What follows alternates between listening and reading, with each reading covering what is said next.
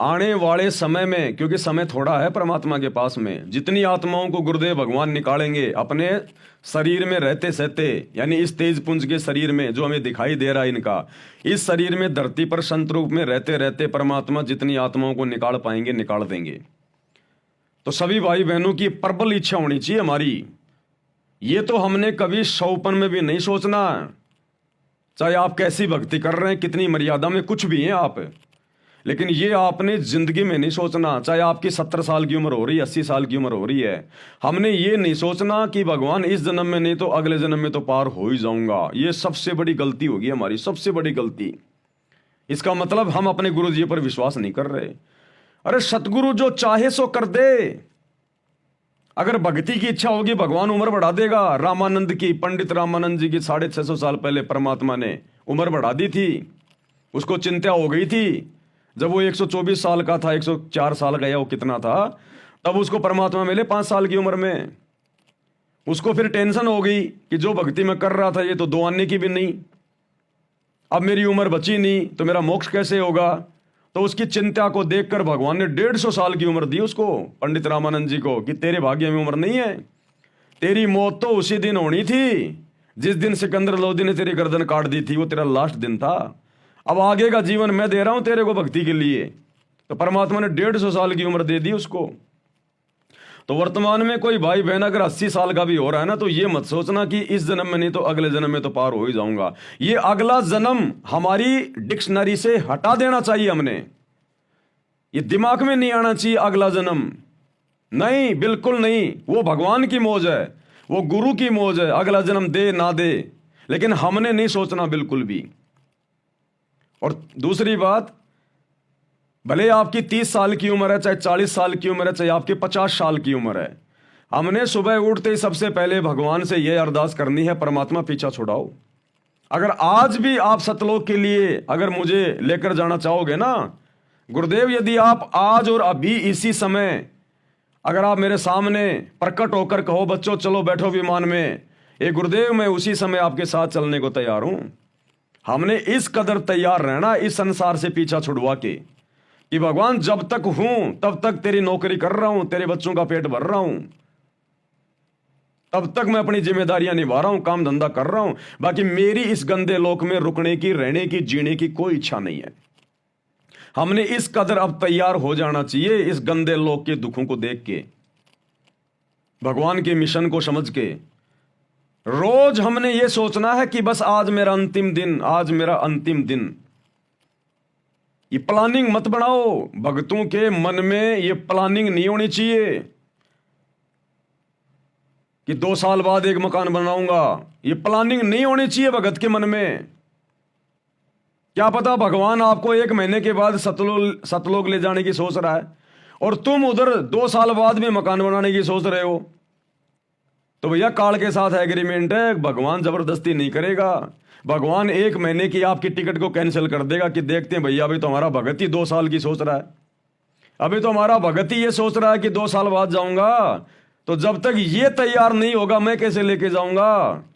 क्या कहते हैं गुरुदेव बार बार कि बच्चों तुम अपनी इच्छा से आए थे, अपनी इच्छा से जाओगे, मैं जबरदस्ती नहीं करूंगा। ना मैंने सतलोक में जबरदस्ती करी कि तुम काल के साथ जाओ, तुम्हारी इच्छा बनी तो तुम इसके साथ आ गए, मैंने भेज दिया। अब ना मैं यहां जबरदस्ती करूंगा कि चलो सतलोक चलो सतलोक, ना तुम्हारा हाथ पकड़ के ले जाऊंगा। जब तुम खुद अपनी इच्छा से सतलोक जाने के लिए तैयार होगे उस दिन लेके जाऊंगा। तो ये आप और हमारी इच्छा पे निर्भर है भाई और बहनों। इतना ज्ञान देने के बाद में आप और हमारी इच्छा के ऊपर है ये। तो हमने ये मन में प्लानिंग नहीं करनी यदि हम भगत हैं तो, और अगर हमें ज्ञान समझ में आ गया और मोक्ष चाहते हैं तो, कि 2 साल बाद में वहां पर जो मेरा प्लाट खाली पड़ा है ना उसमें एक मकान बनाऊंगा। तो गई तेरी 2 साल तो हो गई तेरी बर्बाद। क्या पता तेरा गुरु तेरे को 2 महीने बाद सतलोक ले जाने की सोच रहा था और नालायक तूने अपने पैर पे मार ली वो कुल्हाड़ी कि 2 साल बाद तो मैं प्लाट बनाऊंगा। वो प्लाट बनने के बाद फिर सोचेगा 2 साल तो इसमें रहूंगा आराम से, हैं, फिर आने वाले 2 साल में हो जाएगा तेरे पोता, फिर सोचेगा 6-7 साल तो पोता खिलाऊंगा भी, तो यही रह जाएगा फिर। तो भगत ने प्लानिंग नहीं करनी, 2 टाइम की रोटी परमात्मा दे रहा है, बस उसी में संतुष्ट रहना हमें। आपने प्लानिंग नहीं करनी कि मेरे खेत के पास में से रिंग रोड निकल गई, अरे हाईवे बन गया, जमीनों के भाव बढ़ गए, वहां मैं 2 साल बाद में एक ढाबा खोलूंगा, गाड़ियां रुकेंगी, लोग खाना खाएंगे, घर में पैसे आएंगे, गया काम से। प्लानिंग नहीं करनी, किसी चीज की प्लानिंग नहीं करनी हमने। अगर हमने प्लानिंग करनी है तो सतलोक जाने की करनी है कि कब गुरुजी आएंगे, कब गुरुजी आएंगे, मेरे अंदर क्या कमी रह गई जो परमात्मा अभी तक लेने नहीं आ रहे, क्या कमी रह गई मुझे। अपनी कमियों को देखो, अपनी कमजोरियों को देखो, अपनी भक्ति को बढ़ाओ, गुरुजी को प्रसन्न करने के तौर तरीके अपनाओ सतलोक जाने के लिए। और प्रतिदिन हमने ये सोचना कि मैं त्रिकुटी पे खड़ा हूं, त्रिकुटी पे। यदि किसी भाई बहन को यह पता चल जाए कि मैं त्रिकुटी पे खड़ा हूं और आज मेरी फाइनल परीक्षा है, और काल हर प्रकार से किसी सुंदर औरत को भेज के, किसी सुंदर युवा जो पुरुष को भेज के, या कोई धन दौलत का लालच दे के, या ब्रह्मा विष्णु महेश बनाने का, उनके लोक में कोई देव का कोई पद देने का लालच मुझे दिया जाएगा आज। क्योंकि गुरुजी सत्संग में बताया करते थे कि बच्चों, तुम्हारा जो असली खेल है ना वो त्रिकुटी पे शुरू होगा। हमें गुरुदेव बताया करते थे कि बच्चों, धरती पे ये काल कुछ नहीं कहेगा, तुम्हें कुछ नहीं कहेगा। ये इस पृथ्वी लोक पर तो जैसा तुम्हारा कर्म है उसी अनुसार तुम्हारे को अच्छा बुरा मिलेगा। ये इस पृथ्वी लोक पर तो जीव को छेड़ता भी नहीं है। इस काल का असली खेल शुरू होता है जब हम त्रिकुटी पर पहुंच जाते हैं, वहां ये अपना दाव खेलेगा। उससे नीचे ये कुछ नहीं कहता ये काल। उससे नीचे तो जैसे तेरे कर्म है वैसा ही तेरे को मिलेगा। तो प्रतिदिन हमने ये सोचना कि आज मैं त्रिकुटी पे खड़ा हूं, मेरा फाइनल डे है आज मेरी परीक्षा का दिन है।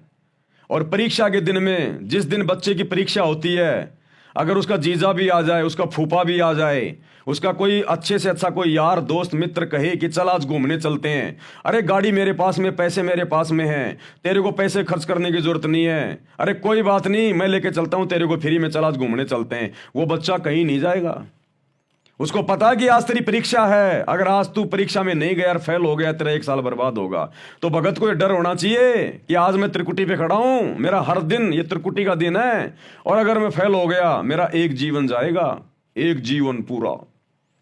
तो ये सोचकर, इतना भयभीत होकर हमने अपने हर दिन को त्रिकुटी पे खड़ा हुआ मानकर इस भक्ति मार्ग पे आगे बढ़ना है कि भगवान मेरी कहीं से भी आज मेरी परीक्षा हो सकती है। अगर मैं घर से बाहर निकल गया ना काम धंधे के लिए, कोई भी काम करता आदमी, तो ये सोच के घर से निकलना है कि आज मेरा फाइनल डे है, मैं त्रिकुटी पे खड़ा हूं। और काल किसी न किसी प्रकार से, चाहे किसी से मेरा लड़ाई झगड़ा करवाएगा, मनमुटाव करवाएगा, कोई लड़की आएगी बोलेगी मेरे से फ्रेंडशिप करोगे क्या, मेरे से चैटिंग करोगे क्या, मेरे से शादी करोगे क्या, पता नहीं क्या क्या ड्रामेबाजी, कुछ भी हो सकता है। ये नित्य नियम हमारे को इसीलिए तो पढ़ाया जाता है रोजाना घर से बाहर निकलने से पहले, कि तुम्हारे साथ में कोई लड़ने झगड़ने को भी तैयार होगा काल प्रेरणा से। कोई अच्छी मंदी बात भी तुम्हें कहेगा, कोई लड़की भी टकराएगी, कोई लड़का भी टकराएगा, कोई लोभ लालच की बातें भी होंगी, रिश्वत की बातें भी होंगी, 2 के 4 कमाने की बातें होंगी। तो तुम लोगों ने किस प्रकार से अपने जीवन को टैकल करना है, अपने पूरे दिन को तुमने सुचारू रखना है। तो गुरुजी सुबह सुबह हमारे को नित्य नियम पढ़ा के, इसीलिए तो हमारे को घर से बाहर भेजते हैं कि बच्चों तुम नित्य नियम को ध्यान में रखना, इसमें तुम्हारे को आदेश दे दिए गए तुमने क्या करना है। तो इस प्रकार भाई और बहनों, हमारा हर दिन ये होना चाहिए कि मैं त्रिकुटी पे खड़ा हूं, तब हम भक्ति पे सफल हो सकते हैं, नहीं तो नहीं होंगे हम यहाँ पर। हम 5 साल आगे की हम लोग ये प्लानिंग करके बैठे हुए हैं, 5 साल आगे की हम प्लानिंग करके बैठे हैं, तो भगवान कैसे ले जाएगा हमें? हमारी इच्छा ही नहीं, अभी तो हमारी यहीं पे वो प्लानिंग की इच्छा है। तो भगत ने कोई प्लानिंग, कोई विचार ऐसा करना ही नहीं चाहिए हमारे को इस काललोक में। प्लानिंग भी करो तो भक्ति की करो कि भक्ति मेरी ज्यादा से ज्यादा कैसे बढ़े, मैं क्या करूं, मेरे गुरुजी कैसे मेरे से प्रसन्न हो। केवल इस बात की प्लानिंग, सतलोक जाने की प्लानिंग, तब जाकर हमारा मामला सुलझेगा, नहीं तो नहीं सुलझेगा भाई और बहनों, बिल्कुल नहीं सुलझेगा। जिस समय हम सतलोक से यहां आने के लिए तैयार हुए थे, कितने उमंग में थे, और उस समय हमारा भगवान, हमारा गुरु कबीर भगवान हमें कह रहा है बच्चों रहने दो, दुखी हो जाओगे, बच्चों दुखी हो जाओगे, रहने दो, तुम्हें किस बात की कमी है। हम डांटे नहीं, डट रहे थे। हमारा बाकी का जो परिवार था, हमारे माता पिता, भाई बंधु, हमारी पत्नी, वो भी हमारे को रोक रही थी कि मत जाओ मत जाओ, लेकिन हमने किसी की नहीं सुनी हमने, और हम काल के साथ में आ गए। इस कदर हमने तैयार होना पड़ेगा, यहां हम किसी की नहीं सुनेंगे अब, किसी की भी, चाहे कोई कितना बड़ा हमारे को कोई पद दे, चाहे कोई कितना बड़ा हमारे को धन दे। और ये आएंगे, हमारे सामने परिस्थितियां पैदा होंगी, ये आप देख लेना। अभी तक हमारा भक्ति धन इतना नहीं बढ़ा, लेकिन जब भक्ति धन बढ़ेगा तो फिर चोरों की नजर पड़ेगी, इस काल की नजर पड़ेगी। फिर कंगाल के घर में कोई चोरी नहीं करता। आपने चाय की थड़ी में चोरी होते नहीं सुना होगा कभी। हाँ, बैंकों में लूट पड़ गई, बैंक में लूटमार हो गई, आपने खूब सुना होगा। क्योंकि चाय की दुकान में क्या मिलेगा? पाव भर चाय मिलेगी, 1 किलो चीनी मिलेगी, अदरक की 2-4 वो गठियां मिल जाएंगी, तो उसको कोई नहीं छेड़ता। जहां धन होता है वहां पे लूट होती है। तो अब आप और हमारा भक्ति धन बढ़ेगा आने वाले समय में, जितना हम मर्यादाओं में रहेंगे। उसके बाद इस काल चोर की नजर पड़ेगी कि ये आत्मा सतलोक जाने के लिए तैयार हो रही है, भाई इसके पास भक्ति धन जमा हो रहा है। फिर आएंगे आपके सामने सारे ऑफर।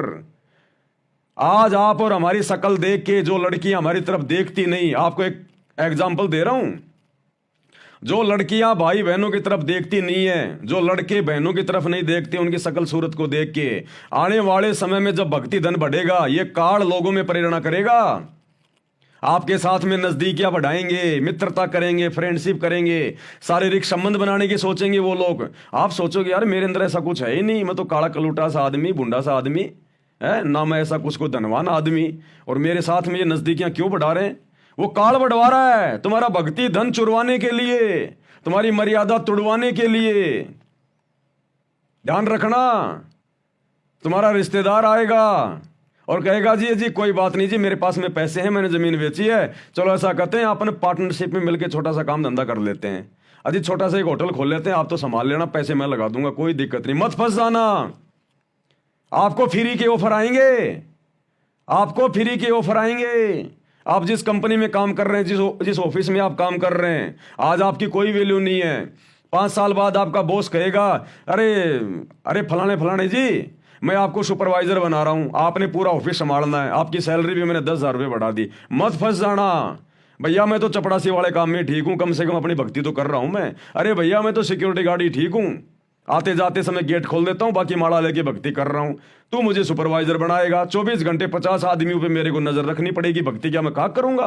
वो काल आपको फंसाएगा, आपका प्रमोशन करवाएगा, आपको सुपरवाइजर बनाएगा, आपको मैनेजर बनवाएगा। और जिसको ज्ञान नहीं होगा वो तो सोचेगा हो मैं मैनेजर बन गया, मैनेजर बन गया। तेरे को बनाया जा रहा है नालायक, तेरा समय बर्बाद करवाने के लिए। जो टुकड़े मिल रहे हैं ना छोटी मोटी नौकरी काम धंधे में, अपना कर ले, अपना टाइम पास कर। तो भाई और बहनों, आज जो दुनिया हमारी तरफ देखती भी नहीं है, कल को ये दुनिया नजर गाड़ के रखेगी, लेकिन हमने सावधान रहना, उस समय ज्ञान को आधार बना के रखना है, अपने मान बढ़ाई में उलझना ही नहीं है। हमने असंख्यों बार ये सारी चीजें करके देख ली हैं। परमात्मा ने कह दिया बेटा तेरा कोई पहला जन्म थोड़ी है, कोटि जन्म तू राजा की न्या मिटी न मन की आशा, भिक्षुक होकर दर दर घूमिया मिला ना निर्गुण राशा। अरे नादान प्राणी, जो आज तू रोड पे खड़ा होके जो ये जो मेहनत मजदूरी कर रहा है ना और अपनी भक्ति कर रहा है, तो ये ना सोच कि हर जन्म में तू ऐसा ही था, या आज तू इतना गरीब है तो तू ऐसा ही था। ना ना ना ना, करोड़ों बार तू राजा रह चुका, चक्रवर्ती राजा, करोड़ों बार। ये तो तेरे को भक्ति करवाने के लिए तेरे गुरु भगवान ने तेरे को इस गरीबी वाली स्थिति में रखा है। आज अगर तू छोटा मोटा कोई सरपंच होता ना, तो आज तू भगवान के नजदीक भी नहीं आता। तो ये तो शुक्र मना गुरुदेव भगवान का, और ये बात हकीकत है भाई और बहनों, ध्यान रखना। ये पृथ्वी पाप और पुण्य के हिसाब से चलता है, पूरा 21 ब्रह्मांड पाप और पुण्य के हिसाब से। ये कोई राजनीति के हिसाब से नहीं चलता, ये किसी जैक और चेक के हिसाब से नहीं चलता। पाप और पुण्य पे टिका हुआ सारा सिस्टम, ये पाप और पुण्य के ऊपर। तो पुण्य तो आप और हमारे ऊपर है ही, यहां के राजा से ज्यादा पुण्य आप और हमारे पास में है। और इसकी सबसे बड़ी पहचान यह है कि हमें सतगुरु ने अपनी शरण में ले लिया। गुरुदेव कहते हैं लख भर सूरा जूझ ही लख भर शावंत दे, और लख भर यति जहान में तब सतगुरु शरण ले। गोरख से ज्ञानी गने सुखदेव जति जहान, और सीता सी बहु बारिया संत दूर स्थान। तो गुरुदेव कहते हैं लख भर सूरा जूझ ही, जो आत्मा लाखों बार सूरवीर के जन्म प्राप्त करती है। सूरवीर वो योद्धा होते हैं जो युद्ध के मैदान में गर्दन कटवाना मंजूर लेकिन पीठ नहीं दिखाते, टुकड़े टुकड़े होके वो कट जाएगा लेकिन पीठ नहीं दिखाएगा, उसको कहते हैं सूरवीर। तो गुरुदेव कहते हैं जब एक आत्मा लाखों जन्म ऐसे सूरवीर के भोग लेती है, लख भर सूरा जूझ ही लख भर सावंत दे, लाखों बार आपको शावंत दे प्राप्त हो चुकी है। शावंत दे गुरुदेव ने बताया वो आदमी होता है जिसके दोनों हाथ या एक हाथ अपने घुटने के नीचे से होता है, पैर के घुटने से भी जिसका एक हाथ या फिर दोनों हाथ इतने लंबे होते हैं। वो बहुत ही ज्यादा भक्ति धन से परिपूर्ण आत्मा होती है, आधीन होती है, उसको कहते हैं सावंत दे। वो पुनकर्मी आत्मा होती है। त्रेता में श्री रामचंद्र जी सावंत दे थे, ये दुनिया वालों को नहीं पता, ये गुरुदेव भगवान ने बताया। तो गुरुदेव कह रहे करोड़ों बार लाखों बार तुम्हारे सावंत दे वाले जीवन भी हो चुके हैं।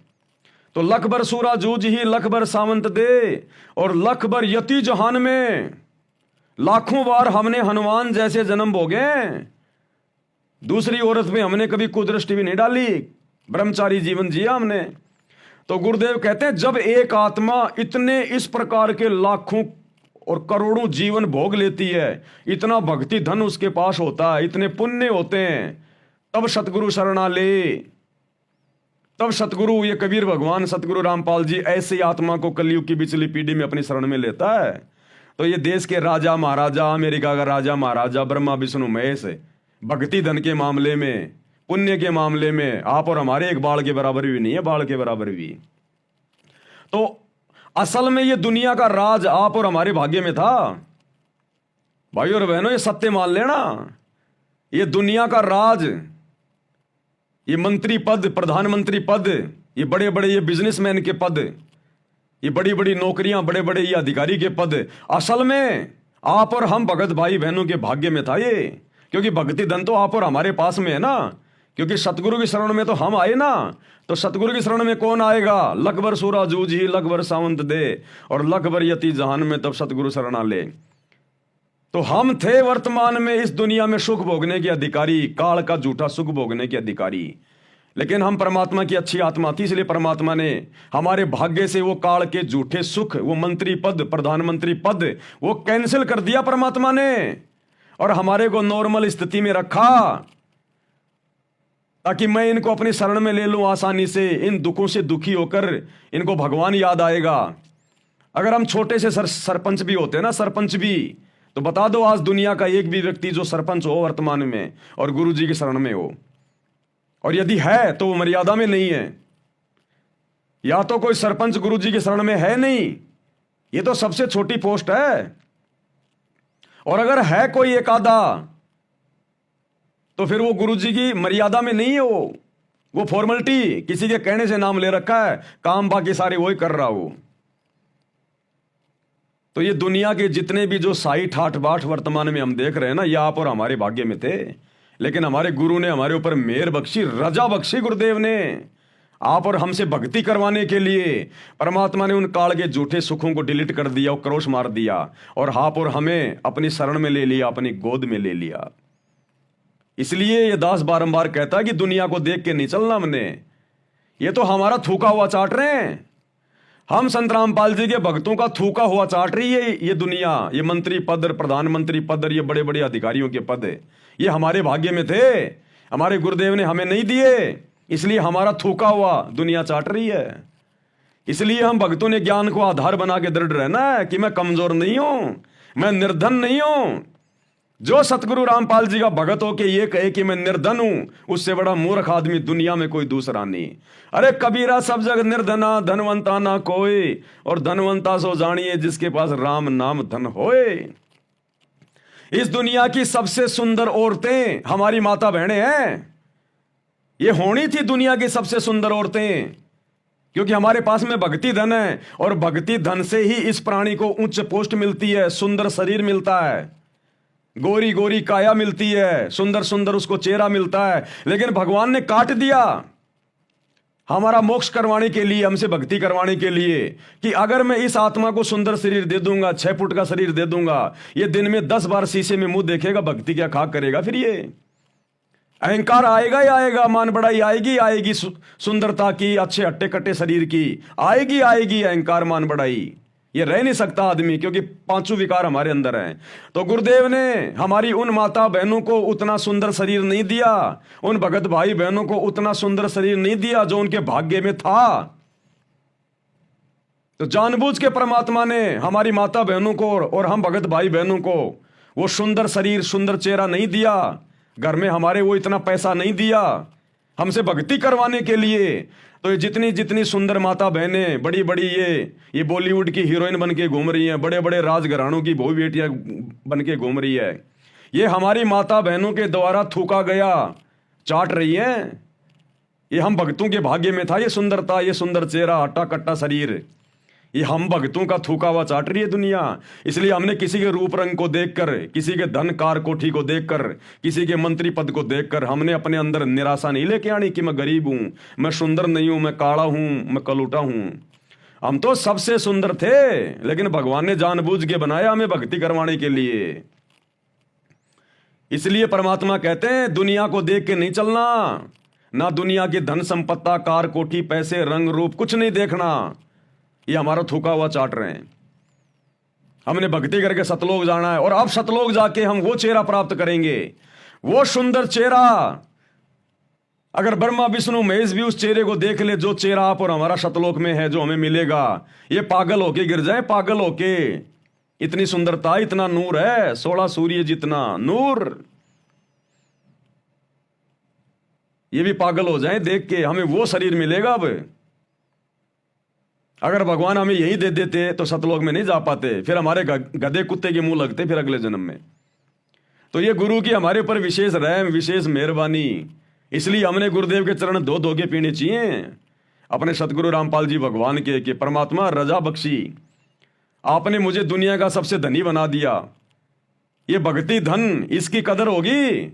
इस भक्ति धन से आगे का जीवन निर्धारित होता है, आगे के जन्म निर्धारित होते हैं। इस भक्ति धन से हमें मोक्ष मिलेगा, सदा सदा का अमृतत्व प्राप्त होगा, सुंदर शरीर मिलेगा, सारे ठाठ बाट मिलेंगे। तो सबसे बड़ा धनी कौन? ये दुनिया का धन तो यही रह जाएगा। आज कोई अरबपति है, खरबपति है, अरे ये सोने चांदी के सिक्के, ये कागज के नोट तो यही रह जाएंगे, उसका शरीर भी 2 मुट्ठी राख बन जाएगा, और आप और हमारा भक्ति धन जाएगा साथ में। ये भक्ति धन जो आज हम जोड़ रहे हैं भक्ति करके, ये हमारे साथ जाएगा। और परमात्मा कह रहे हैं सह शरीर लेके जाऊंगा अपने भक्तों को, सह शरीर। भाई जो गुरु बचन पे डट गे, कट गे फंद 84 के, कट गे फंद 84 के, कट गे फंद 84 के।